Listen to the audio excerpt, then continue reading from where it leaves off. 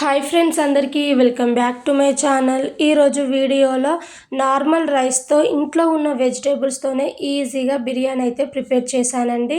Taste అయితే చాలా అంటే చాలా బాగుంది. ఫస్ట్ ఆఫ్ ఆల్ వీడియో అనేది ఫస్ట్ టు ఎండ్ స్కిప్ చేయకుండా చూడండి. ప్రాసెస్లోకి అయితే వెళ్ళిపోదాం. 1 కప్పు వరకు ఆలు అనేది అయితే చిన్న చిన్న పీసెస్ లాగా కట్ చేసి అయితే తీసేసుకున్నాను.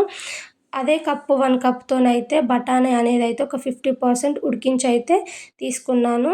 1 కప్ వరకు మిల్ మేకర్ అనేది వేడి వాటర్లో నుంచి తీసి అయితే పక్కన పెట్టేసుకున్నాను. ఇవి కూడా రెడీగా. 1 కప్ వరకు బీన్స్ తీసుకున్నాను. 1 కప్ వరకు అయితే క్యారెట్ అనేది అయితే కట్ చేసి తీసుకున్నాను. సో ఈ విధంగా కట్ చేసి తీసుకుంటే బిర్యానీ టేస్ట్ చాలా బాగుంటుంది. 2 మీడియం సైజ్ ఆనియన్స్ అనేవి అయితే స్లైసెస్ లాగా కట్ చేశాను. అలాగే 5-6 పచ్చిమిర్చి, కొంచెం కొత్తిమీర ఆకు, పుదీనా నీట్గా వాష్ చేసి అయితే రెడీగా పెట్టేశాను.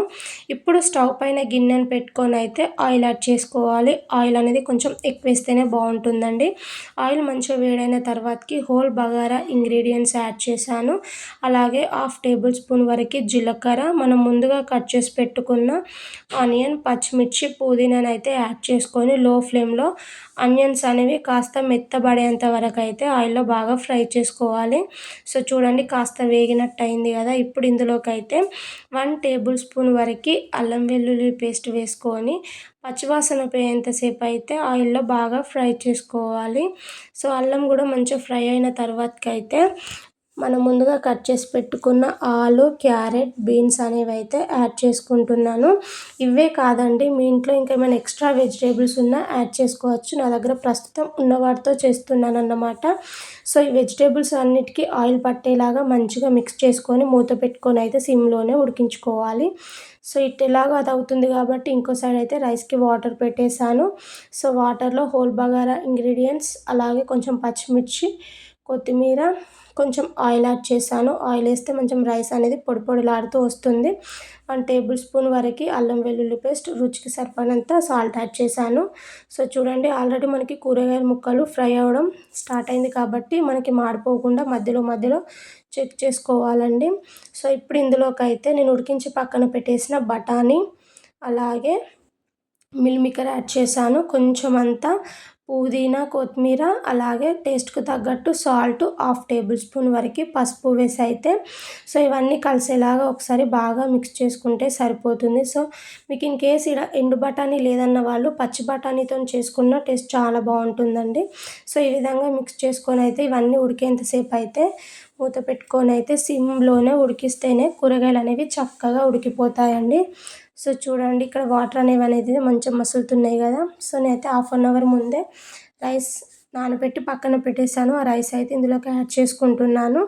సో నార్మల్ రైస్తోనే చేస్తున్నాను అన్నమాట నేను.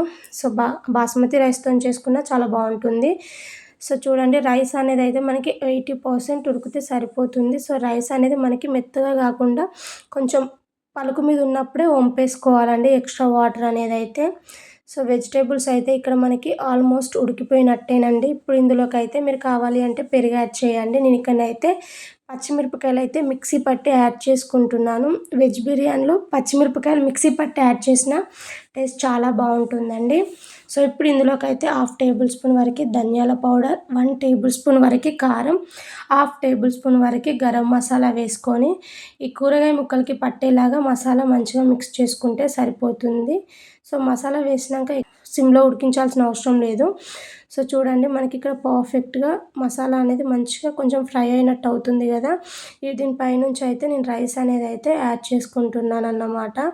సో రైస్ అనేది అయితే మంచి ఇక్కడ నాకు పుల్లలు పుల్లలుగా మంచిగా వచ్చింది. మెత్తగా కాకుండా చూసుకోవాలి. ముఖ్యంగా ఈ వెజ్ బిర్యానీలోకి అయితే పైనుంచి ఇష్టం ఉంటే కొంచెం అంత ఫుడ్ కలర్, కొత్తిమీర, పుదీనా, కొంచెం పచ్చిమిర్చి కూడా వేసానండి నేను. సో దీనిపైనుంచి మూత పెట్టుకొని ఏమైనా బరువుది పెట్టుకుంటేనైతే మంచిగా దమ్ అవుతుంది. సిమ్లోనే ఒక 10 నిమిషాలైనా కానీ ఉంచారంటే వేడి వేడి వెజ్ బిర్యానీ అయితే కంప్లీట్ అయిపోయింది. డెఫినెట్గా ట్రై చేయండి. ఖచ్చితంగా మీ అందరికీ నచ్చే తీరుతుంది.